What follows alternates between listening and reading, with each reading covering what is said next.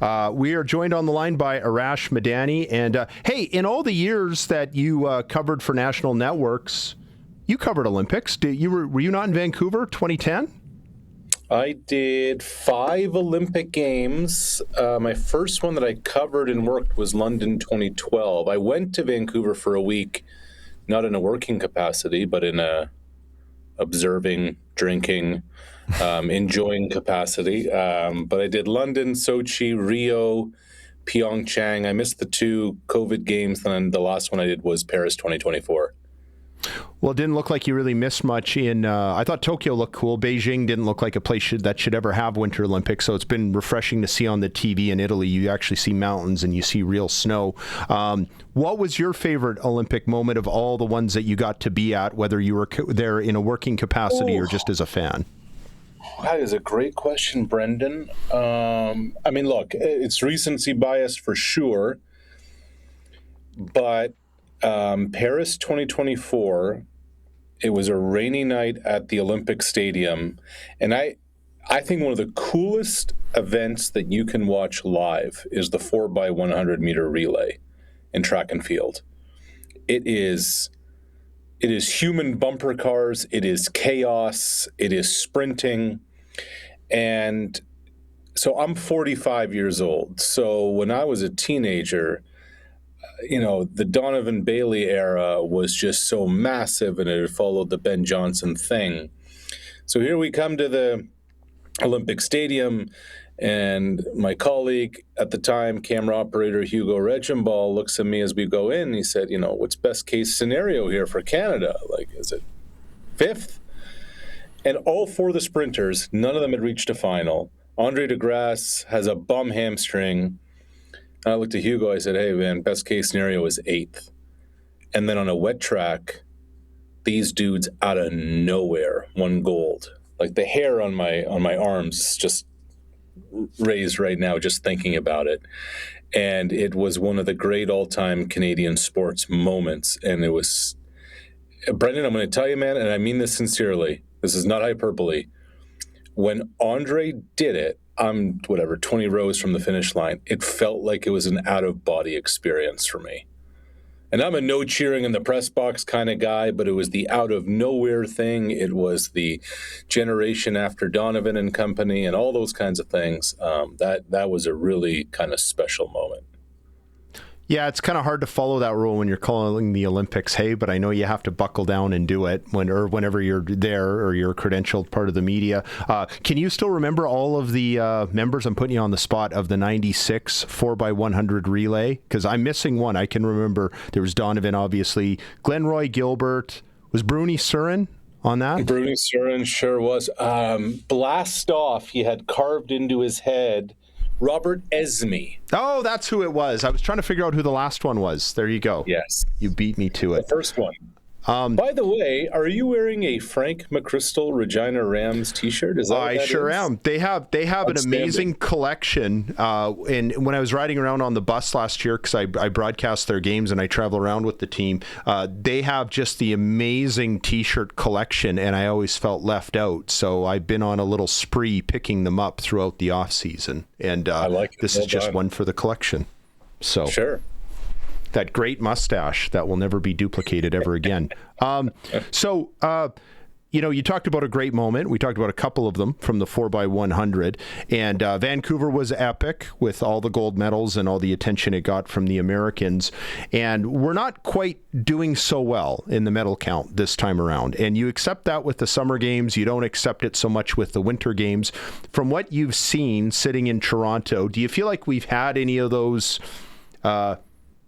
hair-raising moments yet, those goosebump moments? Or if not, do you think there's more to come that could happen? And I'm not just talking about men's Olympic hockey either. No, I think there have been. I think we're a speed skating nation. I think some of the speed skating team stuff has been great. Mikkel Kingsbury, the King, has been great. Brendan, you said something interesting, and I'm going to call you on it because you probably aren't expecting it. You said that we don't really accept it as a Winter Olympic country, that we're not doing well in the medal count.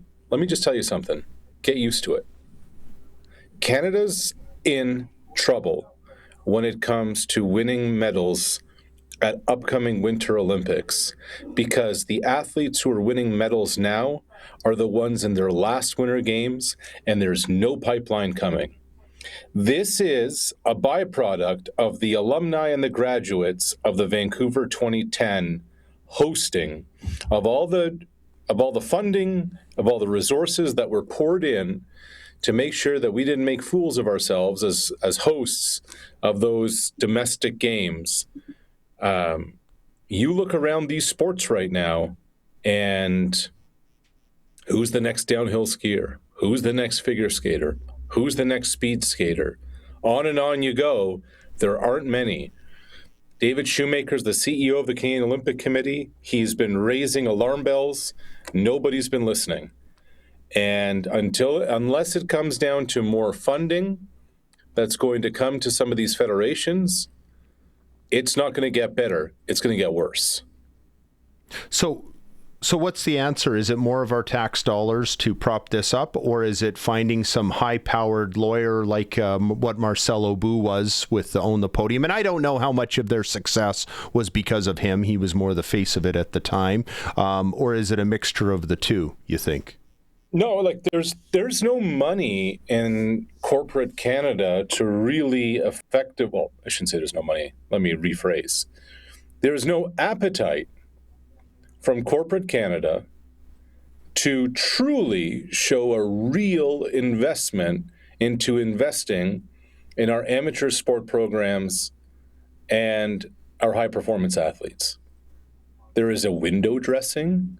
There is a pretend factor. They want to do as, maybe not as little as possible, but not serious. Let's be honest.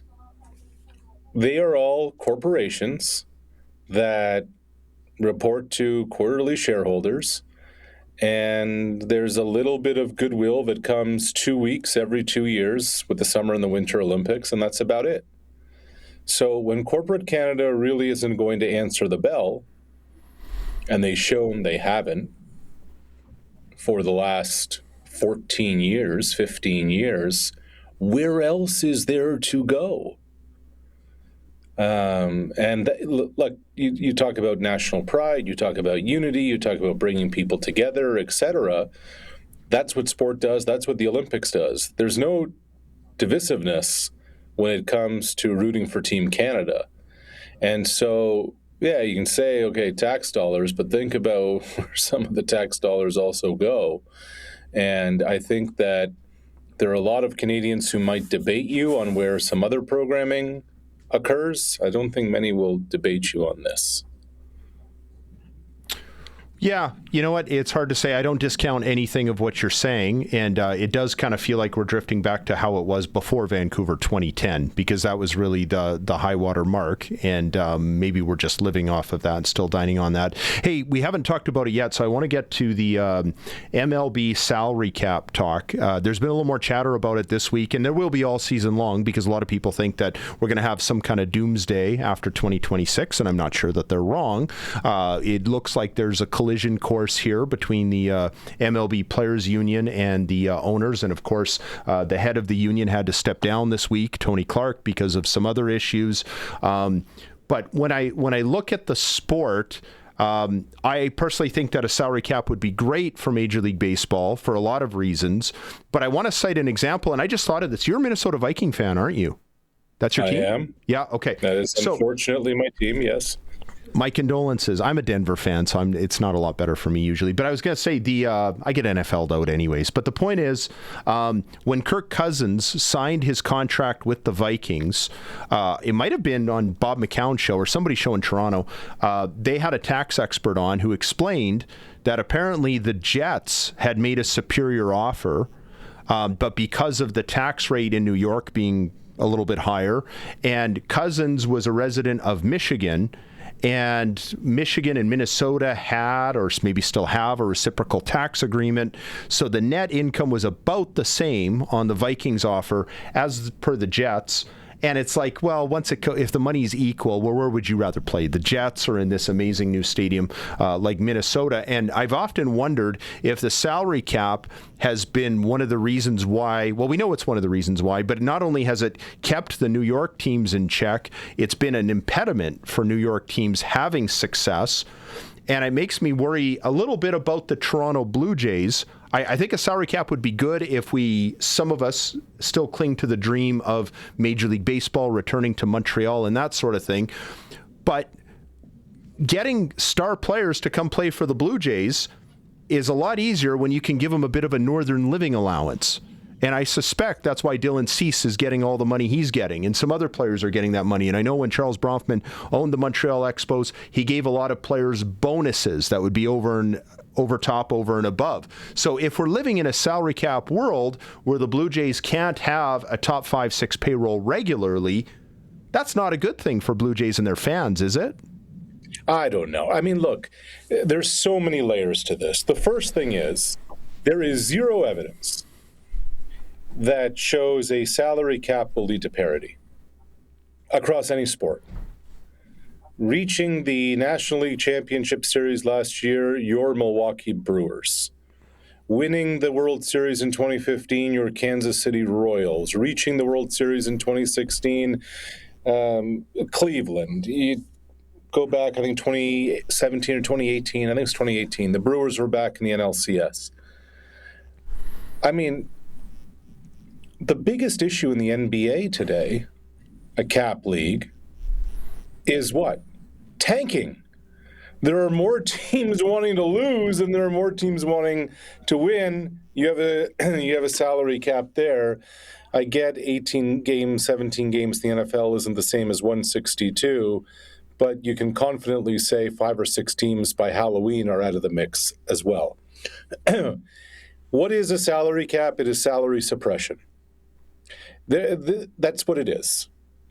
It is the owners telling the labor, we are not going to pay you. And they hide behind this cloak of parity, competitiveness, when in reality, it's not that at all. And you mentioned the Blue Jays. Well, according to the Globe and Mail, last year, the Blue Jays, who had what? You said top 5, top 6 payroll? That's my understanding. I could be a little off on that, but go ahead. Nobody talks about the profits that are made when you invest in your company like the Blue Jays did and make a run, and you own the TV network like the Red Sox do, like the Yankees do, like the Nationals do, like the Orioles do, da-da-da-da-da-da. And apparently last year netted the ownership of the Toronto Blue Jays approximately $100 million. So people can say it's a cost. I look at it and I say it's an investment. Maybe Amazon, maybe Google, and maybe Apple have a valuation as a business that skyrockets the way pro sports franchises do. 20 years ago, my Vikings sold for $775 million. The Seahawks are about to sell for $7.5 billion. So they're making money year over year. They're making money on the valuation, and what they want you to believe is that the only way things will be competitive is if we pay that labor less so that we can make more. It's absurd. Yeah, I don't disagree with what you're saying. My take on it is, look, I can live with the salary cap if only there is expanded revenue sharing and also a salary floor, so that it forces some of these lightweight, I would even say pathetic franchises who don't invest in their teams. I'm thinking of the Pittsburgh Pirates. I'm thinking of the Miami Marlins. I'm thinking of the Tampa Bay Rays. Is there no benefit to maybe creating a system where you at least have a floor and you make some of these lazy franchises get off their you-know-what and actually operate properly, and maybe even put pressure on them to go to a better baseball market if things aren't working where they are? So it's an interesting question you ask. What is a baseball team? What is a football team? What is a hockey team? To the owner of that franchise, they would tell you that it is their business. To everybody outside of that building, they would tell you it is a public trust. So to the owner of the team, they're looking, what it comes down to is, what is my appetite to win and how hard do I want to work? Because I may not have to work, and I'm still going to make money year over year because of the national TV deal and the merch deals and et cetera, et cetera. Remember, Brendan, these guys played in front of nobody in 2020, and they didn't do it out of the goodness of their heart. Everybody's making money. So the appetite to win and the cost to win and the investment required to win is significant. But every single owner in each of these leagues is not going to rat out the other owner and say, get him out of here, because they're part of this little fraternity. They're part of this club. Okay, we're gonna make a salary floor. Okay, well, in that case, how much more is it going to be than it already is for some of these teams? I don't know. I would just like to be explained how having a floor and a cap will lead to more competitive balance. Because I will tell you this, the NFL has a cap, right? Everybody talks about the cap. It might be the most farcical thing you'll ever see. Patrick Mahomes is owed over $70 million in salary next season. And Kansas City was the team that was the furthest over the cap. Do you know what Kansas City just did this week? They transformed 2/3 of Mahomes' salary for next year into a signing bonus, reduced his base amount, and so the cap figure will only be 1/3 of that 70, but they're paying him the cash up front that won't count against the cap. When the LA Rams won the Super Bowl, 4 years ago, they spent over $100 million on top of the salary cap in cash. So it's the exact same thing. It's a matter of which owner is still willing to spend. There are teams in the NBA that are in the luxury tax. Which teams are willing to spend because it's better off for them if they do, because it means more home games, it means more revenue, it means better franchise valuation, da-da-da-da-da-da. So the cap is just a myth more than anything else.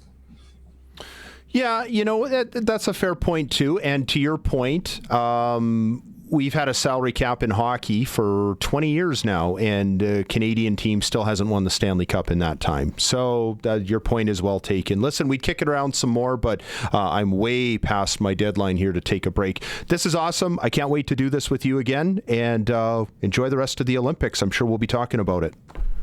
Good to see you, Mr. McGuire.